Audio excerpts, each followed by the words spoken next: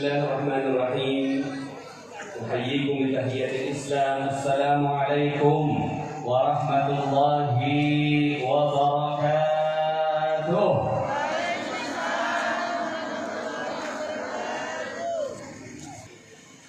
Suatu saat ada orang yang mau bunuh diri. Pas mau bunuh diri, dia BBM saya, dulu masih zamannya BBM. Pak Nas, saya mau bunuh diri. Saya tanya, Bu, ada apa? Kok ibu mau bunuh diri? Terus laporan sama saya lagi. Akhirnya nih ibu ngaku, apa cerita? Iya Pak Nas, anak saya 1 tahun, laki-laki meninggal dunia. Suaminya mundurin mobil, itu anak ketabrak, meninggal dunia. Waktu itu belum meninggal, masih ketabrak.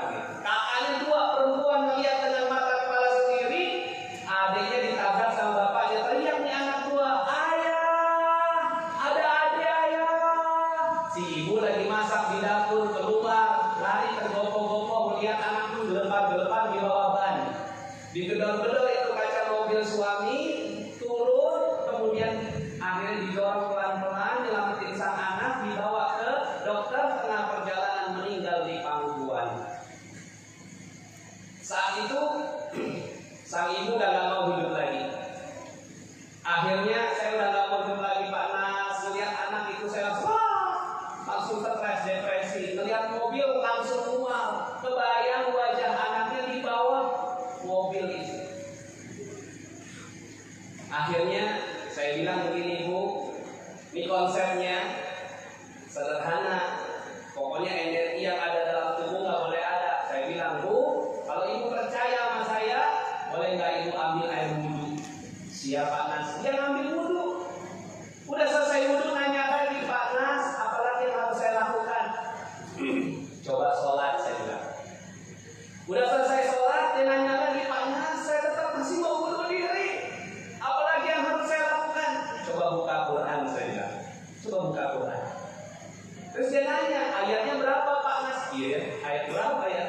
Saya bilang begini, buka aja setengahnya. Allah Maha Baik.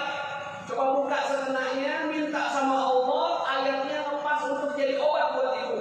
Karena Al-Quran adalah mukjizat, Al-Quran adalah obat. Saya bilang begitu. Percaya Pak Nas. Ya udah, dilakukan. Semenit, 2 menit, 5 menit, 10 menit, kok gak ada jawaban.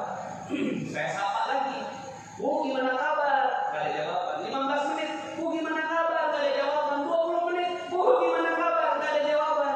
Sampai 30 menit, 40 menit, saya yang telepon, Bu, gimana kabarnya? Saya udah takut ibu bunuh diri. Dia bilang begini, wah, keren. Karena memang saya lagi mempopulerkan kata-kata wow keren untuk dari latihan. Ini aneh sih, ibu tadi mau bunuh diri, ini malah menjadi wow keren. Alhamdulillah, terima kasih Pak Nas atas nasihatnya. Saya sudah tahu apa yang harus saya lakukan. Langsung dia sembuh 4-4-nya. Setahun kemudian diganti anak lagi, anak yang keempat namanya Habibie, laki-laki lagi. Dan setelah itu rezekinya berlimpah ruah.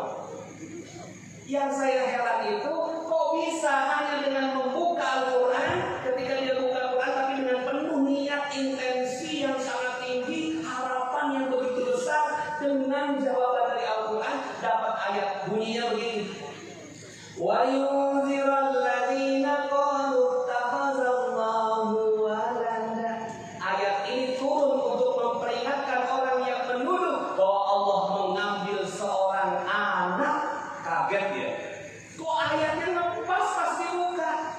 Ayat berikutnya, mereka sekali-kali tidak punya pengetahuan tentang hal itu. Begitu buruk apa yang mereka ucapkan, karena nanti kepalanya dia bunuh Allah. Ya Allah, kenapa kau ambil anakku? Kenapa kau ambil dengan cara yang tragis?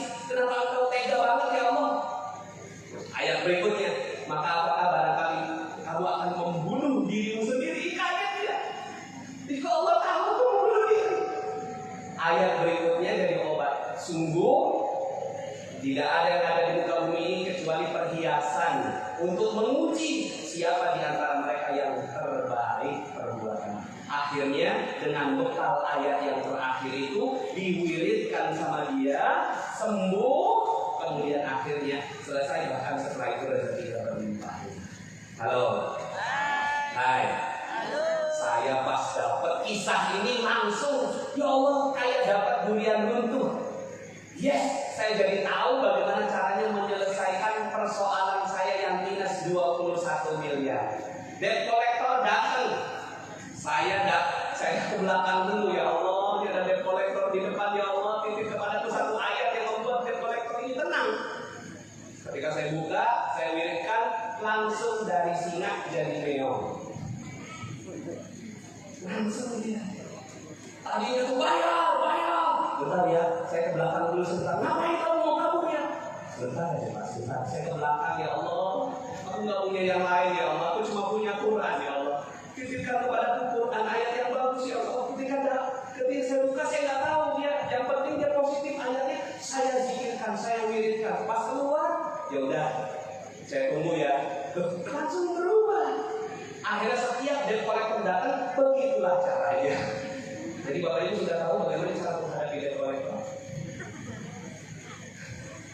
Selama ini kita dekat sama Quran kapan?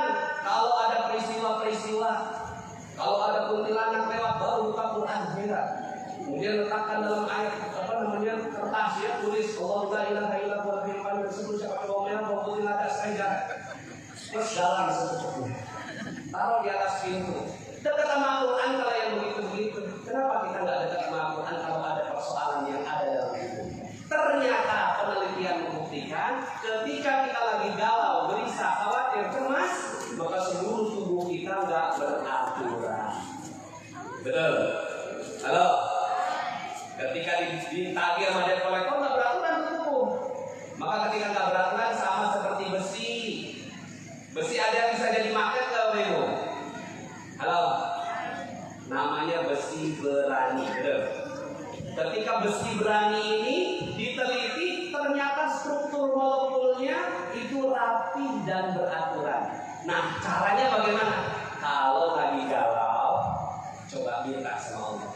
Ini ulama beberapa mengajarkan disebut istikharah bil Quran. Ada juga yang berikutnya tawassul bil Quran. Kita minta bantuan dari Al-Qur'an. Insya Allah hidupnya jadi ajaib. Waktu itu saya tinggalin istri saya pergi umroh. Alhamdulillah setelah itu saya dapat kesempatan untuk jadi pembimbing ibadah umroh. Pas lagi saya bilang sama istri saya ini bayarin. Ternyata semua material dibayar, tukang nggak dibayar 2 minggu. Akhirnya tukang SMS istri saya.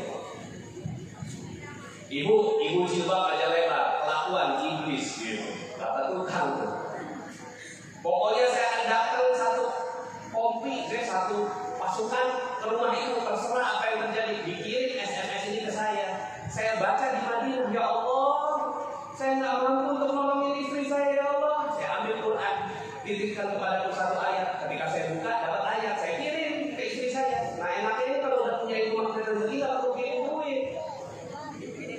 Cukup kirim ayat. Ini ayat yang 11 ayat 6. Ketika dia buka, bunyinya wa ma min dabbatin fil ardi illa 'ala Allahi rizquha. Tidak ada binatang melata di muka bumi kecuali sudah Allah jamin rezekinya. Kenapa engkau gelisah? Kenapa engkau khawatir? Istri saya langsung tenang, terus diwiridkan sama dia. Wa ma min dabbatin fil ardi illa 'ala Allahi rizquha. Wa ma min dabbatin fil ardi illa 'ala Allahi rizquha. Wa ma min dabbatin fil ardi illa 'ala Allahi rizquha. Tiba-tiba ujung-ujung mak berduduk. Itu namanya. Suddenly, duit masuk ke rekening istri saya. Konsumen udah lama ditagih-tagih nggak bayar-bayar, hari itu nggak ditagih, bayar sendiri. Halo. Nah ini yang saya sebut ilmu garpu. Getarkan hati dengan Al-Quran, maka insya Allah tubuh kita insya Allah akan rapi seperti magnet. Masih banyak ilmunya, ada 101 jurus. Yang tadi kita bahas satu perisai rezeki, namanya dosa. Yang kedua disiplin kata, karena semua kata-kata kita jadi dosa. Kemudian yang ketiga getarkan hati dengan Quran sehingga yang keluar dari lisan bukan lagi yang lain. Yang keluar dari lisan nggak aduh hancur. Akhirnya jadi. Tapi ketika kita getarkan hati dengan Al-Quran, yang keluar tidak dan benar. Dan banyak sekali. Alhamdulillah setelah ini Bapak Ibu silahkan mempelajari ilmu magnet rezeki secara gratis di YouTube. Langsung aja ketik Nasrullah Magnet Rezeki. Silahkan like, share, and subscribe.